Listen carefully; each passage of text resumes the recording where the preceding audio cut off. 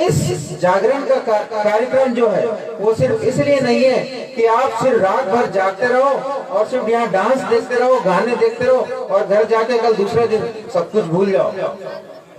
आज हमारे जैसे लोग और भी है, समाज के अच्छे जनप्रतिनिधि लोग, पढ़े लिखे लोग, और हम लोग जब जब ऐसे मंच पर आ रहे हैं और आकर आपसे मिलना चाहते हैं, आपसे बात करना चाहते हैं, क्योंकि हमारे मन में आप जैसे समाज के ऐसे पीड़ित जो लोग हैं उनका दर्द समाया है। आज उस दर्द को देखते हैं हम लोग भी, क्योंकि हमारी भी बहनें हैं, उनके ऊपर भी कोई आंख ना उठाए, ये हम प्रण करके रखे हैं और उसके लिए हम प्रयास कर रहे हैं। और आज बहुत सारे यहाँ युवा साथी होंगे जो जानते होंगे, जय आदिवासी युवा शक्ति जयस के माध्यम से हम चारों तरफ और पूरे मध्य प्रदेश के अंदर हमारा कार्य निरंतर चल रहा है। हर अधिकारों के लिए हम आदिवासियों के समाज के अधिकारों की लड़ाई लड़ रहे हैं। तो क्यों लड़ रहे हैं? हमें क्या जरूरत है? हमारे घर परिवार को छोड़ के हम रात में यहाँ पर आ रहे हैं, हम सिर्फ नाच देखने नहीं आ रहे हैं। तो आपको भी इस चीज को समझना है। अगर ये बहाना है, ये मंच है, तो हम लोग भी आपके लिए अगर अधिकारों की लड़ाई लड़ रहे हैं तो आपको भी अपनी लड़ाई लड़ने के लिए हमारे साथ खड़े होना पड़ेगा, तभी हम हमारे बहू बेटियों की इज्जत को भी बचा सकेंगे। सबसे ज्यादा जो मजबूर है या परेशान है या शोषित है या बलात्कार हो रहे हैं या बाहर जो भी हमारी लड़कियां काम करने जाती हैं उनके साथ में अन्याय हो रहा है और उनके साथ बलात्कार होता है, तो सबसे पहले हमारे आदिवासी समाज के युवा संगठन लोग वहां जाके खड़े होकर अधिकारों की लड़ाई लड़ रहे हैं।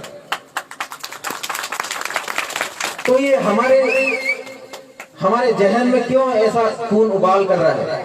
क्यों? क्योंकि हमें भी आत्मसम्मान चाहिए। कोई भी हमारी बहन बेटियों को कोई आंख न उठा के देखे।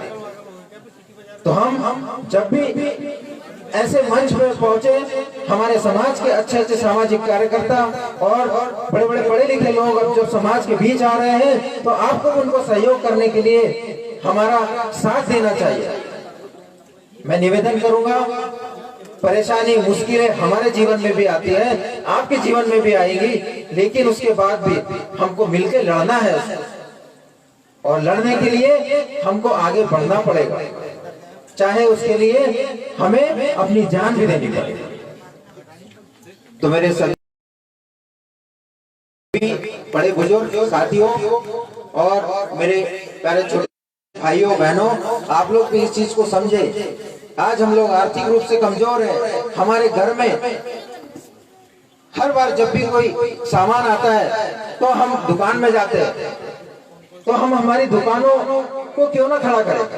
हमारे समाज की दुकान होनी चाहिए, हमारे समाज की गाड़ियां होनी चाहिए, हमारे समाज की बसें होनी चाहिए, हमारे समाज की ट्रेन होना चाहिए। हम वहीं से जाए जिससे समाज का पैसा समाज के पास ही पहुंचे, तभी तो हम आगे बढ़े।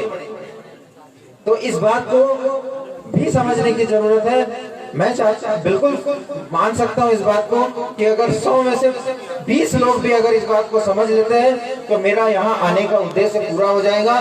मैं आज परम शक्ति से यही निवेदन करूंगा कि उन 20 लोगों को भी अगर आप बुद्धि दोगे तो मेरे जैसे हजारों लोग तैयार होने लगेंगे और आज समाज को आगे बढ़ाने के लिए काम करने लगेंगे। धन्यवाद। सेवा जोहार। मुझे खुशी है आज इस कौड़ी ग्राम में, इस बहसदी तहसील में, यहाँ पर मैं आप लोगों के बीच आया। ऐसे ही मैं अपने जहाँ जहाँ कार्यक्रम समाज के हो रहे हैं वहाँ जाके यही बात कहने का मेरा प्रयास है। और मैं चाहता हूँ कि इस बात को समझकर मेरे युवा साथी जरूर हमारे साथ में जुड़े। हमारे मोबाइल नंबर हमारे बड़े भाई लोगों के पास में है। तुलाराम मिर्के जी हमारे साथ बहुत पहले से जुड़े हुए, सलीमान उमरे भैया हमारे समाज के लिए वो लोग भी प्रयत्नशील है, तो आपको भी उनके साथ में सहयोग करना पड़ेगा। धन्यवाद। सेवा जोहार। जय सेवा, जय पड़ापे, जय भीम और जय संविधान।